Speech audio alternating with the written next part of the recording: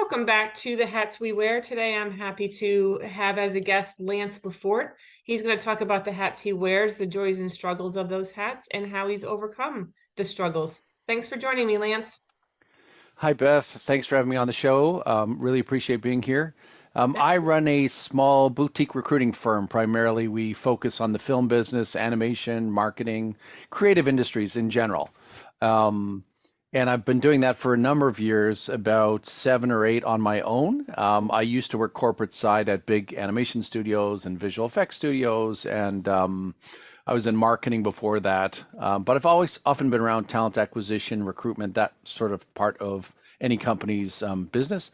And so about 7 or 8 years ago, I started my own business. We now have a handful of employees. Mm-hmm. And I do remember in the beginning when it was just me thinking I could do all this.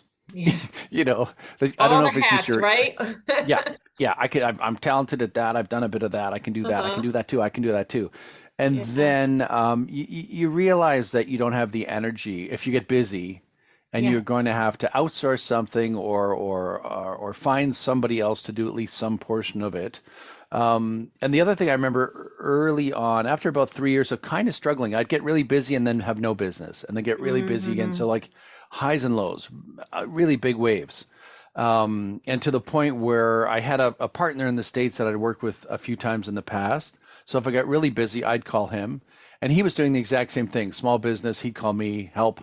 I'm over, I'm underwater. I can't do it all. So we Yeah. would kind of pivot back and forth to help each other. But at one point, I started looking at how would I scale this business if I wanted to grow it? How do I grow it? I can't be the only person anymore. And there was a fellow who'd been email marketing to me for probably a couple of years. And quite often, if they're interesting emails, I save them in a folder for later or Mm-hmm. Christmas. And over the holidays, I unpack them like gifts to myself as an entrepreneur. I start reading through some of these emails. Yeah. And this one fellow had really good emails. They looked terrible. There was no marketing or sizzle to the visual, but what he was writing was bang on. And so I thought I got to take this guy's course. It was about a course about running a small recruiting business and scaling, how to scale. So Just what that you were was looking really for. It was perfect. exactly. It fell right into sort of how do I, or do I continue to, bumble along forward for another 3, 4, 5 years, kind of trying to wear every hat. And Yeah. so I flew down to Orlando, Florida, in I think it was January to meet this fella, and he had, I don't know, 30, 40, 100 people come in from all over the place. And so he was a sort of a mentor. He had successfully grown a business, a recruitment business similar to mine, up Mhm. until about 12 employees, and then he mustered out. He sold it off to 3 of the top employees, bought him out. But some of the things he said, I still have in my head today. Like he said, training, he said, and coaching are things you'll have to do forever forward.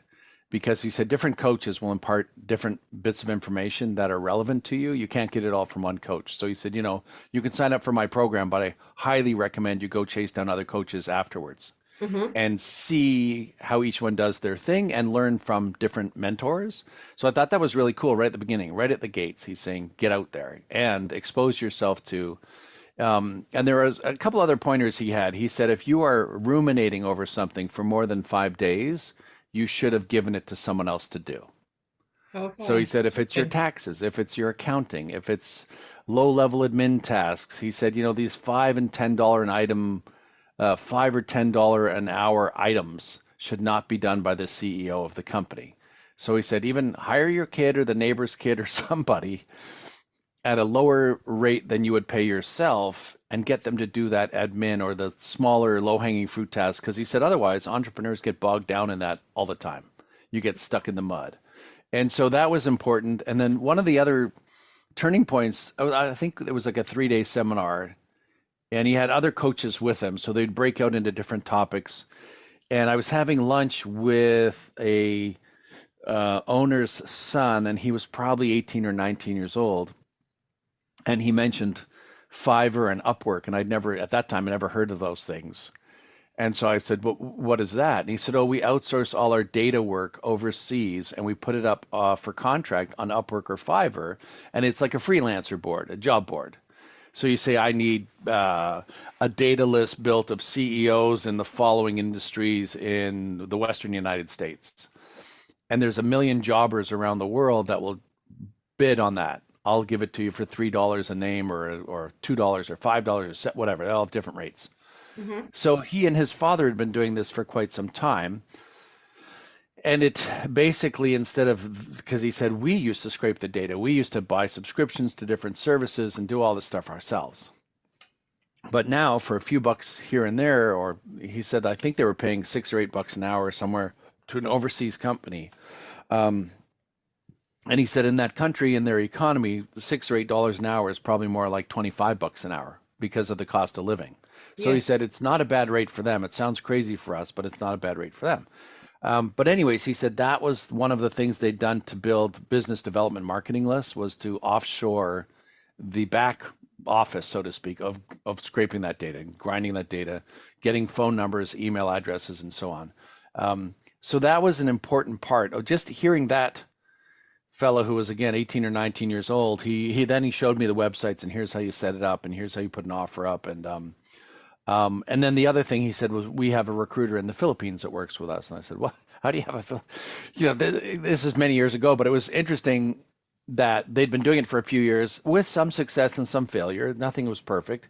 Hmm. Um, so I started chatting with him a bit more, and then I started, when I got back from Orlando, I started doing some Google searches just to see how many companies in India and the Philippines and various parts of Asia offer various back end support to smaller, mid-sized businesses or even large business, obviously.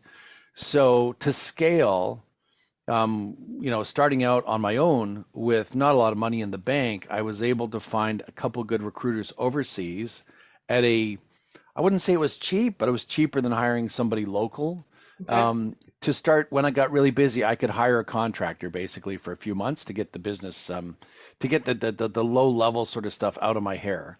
Um, so that was important. That was a really valuable lesson for me, Hmm. to realize not only I probably could do it all, but I can't do it all effectively or efficiently. And if I want to scale, I'm going to have to get out of the way of some of these things. Also, not to think any longer that you have to be the person that does this, right? Yeah. There was one time where I thought, well, I need to interview these types of people that we are getting recruited for because I know more about them than anyone else, and yada yada.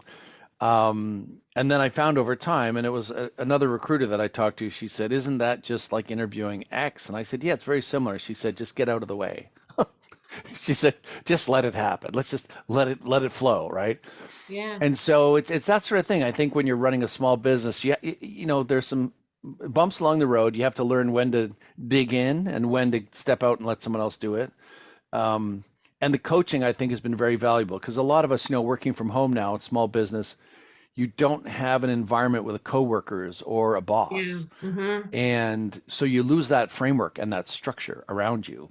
Yeah. And it's pretty critical. It helps inform you on a day-to-day basis. It helps motivate you. So one of the other things I have out of that seminar in Orlando, a couple of the recruiters that I met over lunches said, "Hey, could we do like a support group where we get on a call once a week and just help each other out, like bounce ideas off each other, that sort of thing." And that has grown. We now meet sometimes 2 or 3 times a week to help Great. motivate each other or check each other. Um, and so that was again a valuable tool for all of this remote small business work, being able to have a group of advisors really Hmm. to kick around ideas or even sometimes to complain, this isn't Yeah. going well and what do you think? And someone would say, why don't you try this or try that? Or so it is very much very helpful, I find, to have You know that. what I'm hearing, and it's interesting because I had a guest on who ran a successful business, and she said very similar to what you said. She had to get to the point where she understood that she needed to stay in her own lane Mm, and mm, do what she was best at, and let other people do the other things that she, number one, didn't really like, and yep, number two, wasn't really adept at doing. But she did say it was important for her to, and it was important for me to hear this as a new business owner. Um, yep, she did appreciate having understanding of every part of her business because then she Right. could determine if something wasn't being done right. Oh, Um, absolutely. but then I she agree said with you. at a certain Yeah. point, you got to just know when to stay in your own lane. And the Yeah. CEO doesn't need to, she said, I need to do what only I can do. And if someone else can do it, then because I am the brand, so I need to do certain things, but Yeah. I outsource other things. So exactly what you said. So it's perfect. Yeah, and the first couple years I did all my own voices. I sent everything out. I did every bill. I did every, chased a client if they were late, that sort of thing. Now I have a bookkeeper, and it's Hmm. so great because I'd be like, Yeah. so and so's behind. Can you just chase them? And it's out of my hair, right? And I Yeah. pay her X dollars an hour for her service, but it is a valuable tool to not have to think about invoicing now, to not even have to watch the bank account. She can see if a deposit gets made. She can chase and follow up. Um, yeah, clients can call her directly and say what's the balance owed. Like so that, and Hmm. she's got other clients. She's not a full-time employee of mine by any nature. Um, but even that alone, because then she keeps my books now. I don't have to. I mean, I used to do it, and I could do it, but I don't want to do Yeah, it. exactly. You know, Exactly. and Yeah. and it's not hard. It's just work. Yeah. But it doesn't generate money for me, Hmm. so I need to get it away from me and pay someone Hmm. else to do that. So that's been good. Um, What other hats are I you wearing other than a businessman? What other hats do you have in your life that you wear? Well, that's the real challenge. I don't know about you, but Beth, I have so many personal interests, so it's hard juggling your focus, right? Oh, I'd really like Hmm. to go do that, and because you're self-employed, you can take that Friday off or that Monday off, or so there's a discipline challenge, right? Yeah. Where you could, get up at 11 o'clock every day, and there's no boss saying, "Hey, you're 2 hours late for work or 3 hours late for work." So there's and again, why I find these coaching with either designated coaches or the support groups where we've got literally one of my colleagues does an office hours, and from Tuesday to Friday we can log in at I think it's 9:30 a.m. Hmm. and sometimes there's one person on the call, sometimes there's five or six. They all get on Zoom, Hmm. and it's just like co-working. Everyone mutes their microphones, and it's really just to get some stuff started in the morning. And you can jump in or out. There's no sort of hard lines around it. Or you can ask a question. Hey guys, sorry to interrupt everybody, but I had this question. Hmm. So that's created a little bit of a framework of an office. Yeah. Um, so that's been helpful.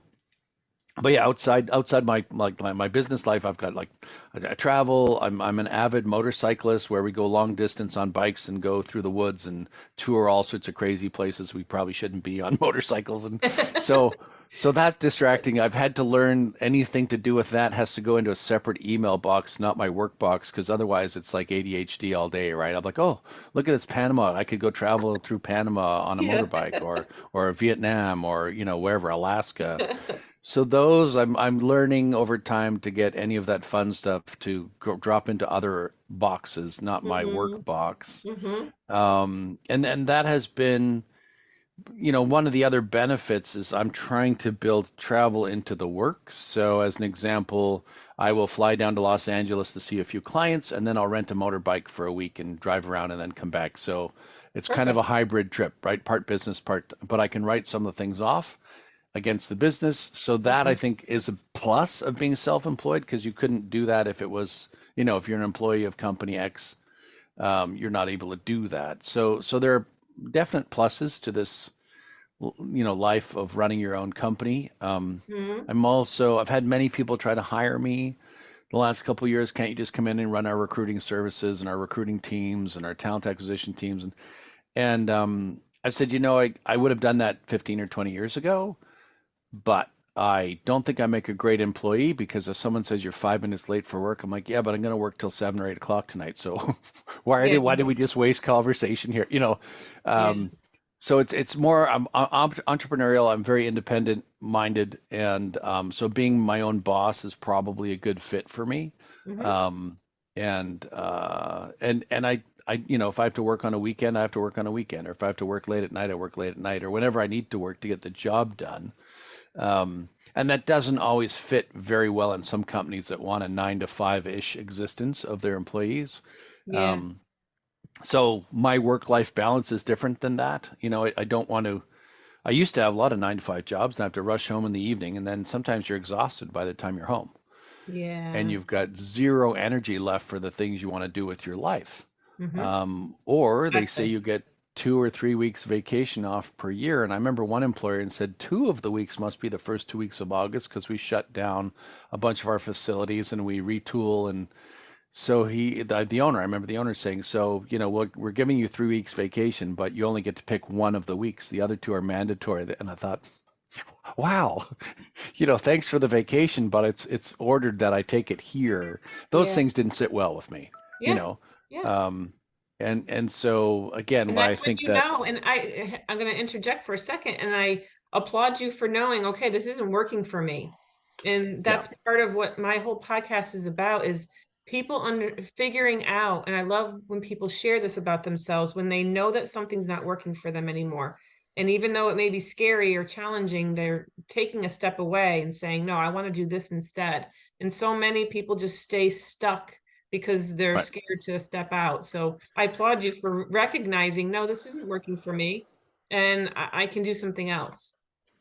Yeah, thanks, Beth. Because when I was an HR director for a while, and so Mm-hmm. I would have people very unhappy sometimes come to me and complain and Yeah. moan about something in their life or the business, and I just thought, you've been here too long. You should have moved 6 months ago. Yep. Like if you're that unhappy with the company or something, and it's not going to change quickly, Mm-hmm. we can try to make it a little bit better for you. We will do a number of things that within our power. But Mm-hmm. after that, it's really up to the individual to say, you know what, this is actually about me. Mm-hmm. Own it, take responsibility for it, and no employer is going to give you everything. It's impossible. They weren't set up to. Their whole job is to make money and deliver a product or a service, Yeah. um, not to provide every little piece of happiness. But there's a spectrum of what people come to work for, right? Mm-hmm. Some people it's completely transactional. You'll pay me X number of dollars an hour. I will do my work. I will be gone at the end of the day. Other ones are looking for some type of experience, Yeah. right? Some kind of environment that's conducive to friends and making friends. And so, depending what people are looking for at work, employers have to understand that there is a wide range, and you'd be cognizant of that Mm-hmm. and create an environment where people want to stay in that environment. If that facilitates the business, if it helps the business. I'm reading a book right now. It's Love as a Business Strategy, I think it's called, and it was a software company where they had built kind of a culture of fear and greed, and they were doing well for a while, and then they had a sort of critical moment where they had to let a third of the employees go. And it's all about the CEO realizing I've created this toxic culture myself.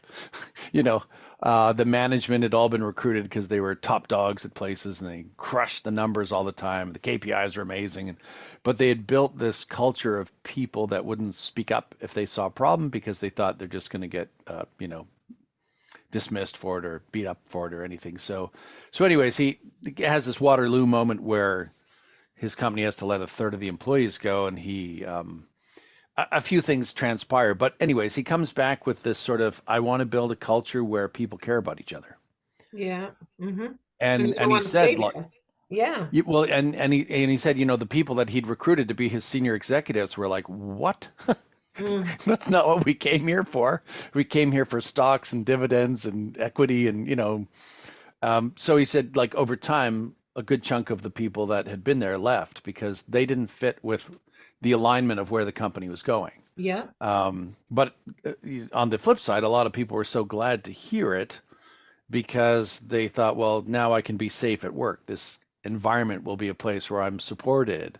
Mm-hmm. Um, and the book talks about it was not easy and it's still not easy and it's kind of messy business, but you have to be more consultative. You have to listen to people. You have to support them, figure out how to make sure you're walking the walk and talking the talk, because so many companies give lip service to this sort of thing, but then they fall apart, right? They don't follow through on it. So yeah, but if I dial back to, wearing hats, um, I've got, several people working with me now. So I'm cognizant of that. Like, what kind of culture am I creating? Even Yeah. though we all work remote, um, Is it such that they feel supported? They can ask me things, and sometimes very self-deprecating. I say, "Hey, excuse me, what am I missing here?" And I'm hoping one of them will say, "I think you should do this," and I go, "Great, thanks," because I Yeah. can't see it all the time. No, and And no I one re knows everything. That's the thing. And I love that you said that because you had these jobs where you were head of human resources. So that's that's a higher up job, but yeah, not no one human being knows everything. And when you think yeah. you do, that's your downfall because and it takes all those brains together. You're smart. You hired other people to help you for a reason. Use them. Well, thank you for that. It reminds me too. I remember years ago I was recruiting for an ad agency, a big multinational, and we got the CEO on the phone on speakerphone in our office, and he went on a tirade for a while, probably several minutes, sort of sermon from the mount, up on the soapbox, whatever. He was just talking, blah blah blah blah blah blah blah blah. And there was another vice president on his end of the phone, and after he stopped talking, we were all dead quiet. And so there was this sort of, it felt like it lasted minutes. It was probably 30 seconds. But Hmm. he caught himself and he said, "Oh, have I just embarrassed myself? Have I said something that you guys think is really foolish and none of you is willing to admit it right now? Someone stick a pin in the balloon, please help me. What did I just fall on and nobody wants to talk about?" And I thought, wow, that takes some guts or some bravery to. And we gently waded in. We think you should have done this. We think this would be good for the business and for the program you want us to run for you. We're leaving it up to you to be the jury on it, but we think differently. Hmm. And he was like, "That's what I needed to hear, guys. I'm willing to say I will make mistakes here, but I need your counsel." Hmm. So it was good, but he checked himself. Like he really was on this kind of getting all this off his chest. And then he put the brakes on. He went, I'm talking too much and no one said anything. Hmm. Something's wrong." Like a spidey sense was tingling or something, right? He had Yeah, this kind yeah. of, The people that know what's going on need to chime in now and feel safe to do so. yeah, yeah, no, Yeah. absolutely. And I Hmm. really, that was like 20 some odd years ago. And I remember that call so distinctly. Hmm. We worked with him for a couple of years, but that one call I can't forget. It was, he stopped his own ego somewhere along the line. He's the CEO, he's the big gun, he's the big dog, but he realized, and his humility I thought was really interesting, um and he knew that he had to. We had other meetings where he'd invite somebody in, again, somebody else, the top performer in the field, um, and he always had one or two of these really cool little questions just to sort of, "Hey, could you give me," I mean, one of them was a very high level creative advertising exec, and as he was leaving, he said to this fella, he said, "What is advertising to you? Can you just answer that in one or two sentences? What is advertising?" And this fella on his way out the door said, "If you're not buying my stuff, why are you not buying my stuff? And if you are buying my stuff, how can I get you to buy more of my stuff?" Hmm. And it was like a mic drop. He's like, "That's all it is. Don't build a book around it. It's like, buy my stuff. Here's my stuff. If you like my stuff, buy more of my stuff. I'm Get more. your Yeah. friends to buy more." But it Mhm. but it was sort of like, I don't know why those things just stick in my head. It's like, wow, somebody encapsulated this whole industry into like two or three sentences. Exactly. It doesn't need. It can be simplistic. It really can. Yeah, yeah, Yeah. so but back to wearing hats. One of the hats I find really a lot of entrepreneurs struggle with is the sales hat, right? The Hmm. business development hat, That marketing. and Hmm. marketing who you are, your services, Yeah. what you Yep. provide, what your pricing looks like, Yep. and because like 80-90% of our business comes through referrals. Happy client, tells to other people, and so on and so on. Yeah. And so we have invested in email marketing. We've invested in, I've offshored to a sales rep as well to help keep the fires lit and that sort of thing. Hmm. I'm invested in it and involved in it on a very daily basis. Hmm. Um, and that, I think, for a lot of people when they go on their own, that's a big gear shift. That is, unless you were in sales and marketing, you might have been in an environment where someone else is doing the sales and the marketing, and you're benefiting from that function being done by a different department. But Yeah. when you go out on your own and hang up your own shingle, you are going to be the top salesperson, or you're going to have to manage the sales process. And so again, going back to coaching and learning, and I plugged into several programs because I thought I really don't know this stuff. I've been in marketing, and I've been in sales, but a long time ago, and not selling a service. I was selling a product, so it's different. You're selling Um, yourself. Like what I'm doing right now, I'm selling myself, and it's completely different than selling a tangible product. You're selling your knowledge, you're selling you. yeah, So yeah, it's really very, very different. Yeah. yeah. What's And what are what's you? what's one piece of advice? And I have a feeling I think I know what you're gonna say, but what's one piece of advice you can give to someone just starting out with the marketing and sales that you learned? Sure. I think specifically go through the people you already know. Let everyone know what you're doing, right? Okay. Because all your friendly people are the first ones to take that you're not a stranger to them. So Yeah. start local, right? Start with people you've worked with before and send them all, whether it be an email or build a website and say, hey, I just built my new site, come check it out. There are a Mhm. number of things you can do. Okay. In the business, you've probably heard the term client magnet, right? So whether that be an ebook or a free offer, or Yeah. one of my coaches said, give everyone a 30-minute free consultation. What does your recruitment pipeline look like currently? Where are the roadblocks? What's the latency? How long does it take to hire somebody? That's so very specific to what I do, but to any entrepreneur, you want to basically give a relatively small item for free, Mhm. potentially, so people will look at it. Because if Yeah. it costs right away, there's a transaction cost. They're like, I don't know if I need this. So, and again, a lot of people don't start off with an awful lot of money. So you Right. can build, or, things like this, build a podcast. Mm. It doesn't really cost a lot of time and money. Time really more than money. Um, but it's those sort of things. Everyone keeps telling me now, build a presence online, Mm. right? So if anyone is looking for you, as they do nowadays, but 25, 30 years ago when I was in sales, we would often drive into the parking lot of a business just to see if somebody had their name on a parking spot.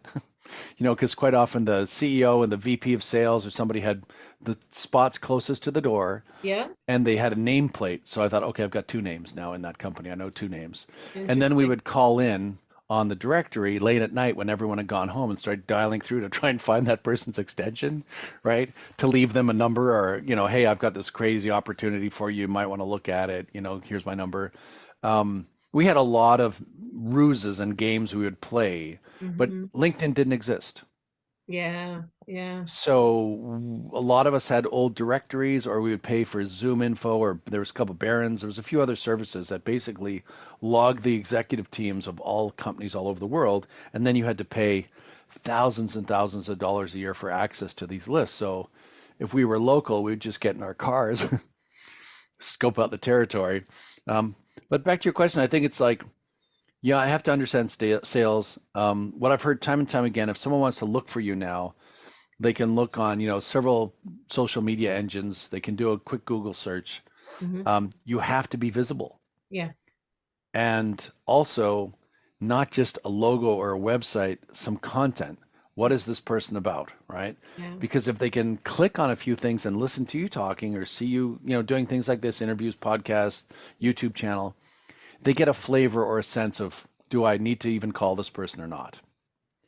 And Yeah. if they like what they hear, hopefully they go, great. So it's really goes back to advertising, marketing. You're marketing yourself, your company, your service, your product, um, and you're making yourself like putting up billboards on the internet, basically. I'm over here. I'm over here.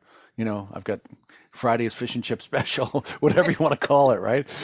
But it is that thing. I'm an animation recruiter. We do marketing. We do creative services. We do recruiting around and management consulting around very like we've done everything from, hey, we need to hire 500 people, to, hey, we need to fire 500 people, right? So I've Yeah. helped businesses scale up, and I've had them close down depending on what where they're at in their business cycle. Um, and That so yeah, people need to know that, that I need all to get the makes word out. complete sense. Absolutely complete sense. So if people want to get in touch with you, if they are interested in your services, how can they do that? Sure. At LeFort Talent Group, or Lance LeFort. I'm on LinkedIn is my sort of big billboard. Everyone Okay. finds me there. LeFortTalentGroup.com is the website. Under my name, Lance LeFort, on YouTube. I'm on.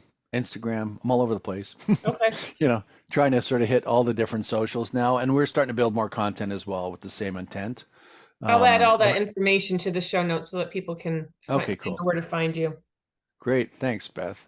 Beth, did you have any other questions? I was talking quickly. I want to make No, sure I've answered everything. no, we're at the end. You did that was perfect. You did a great job. Thank Great. you. It Thanks. was Thanks really very nice much for meeting you. nice meeting you as well. Thanks for having me on your podcast. Absolutely. And to the listeners, thanks for joining. And next time I'll see you again on the Hats We Wear.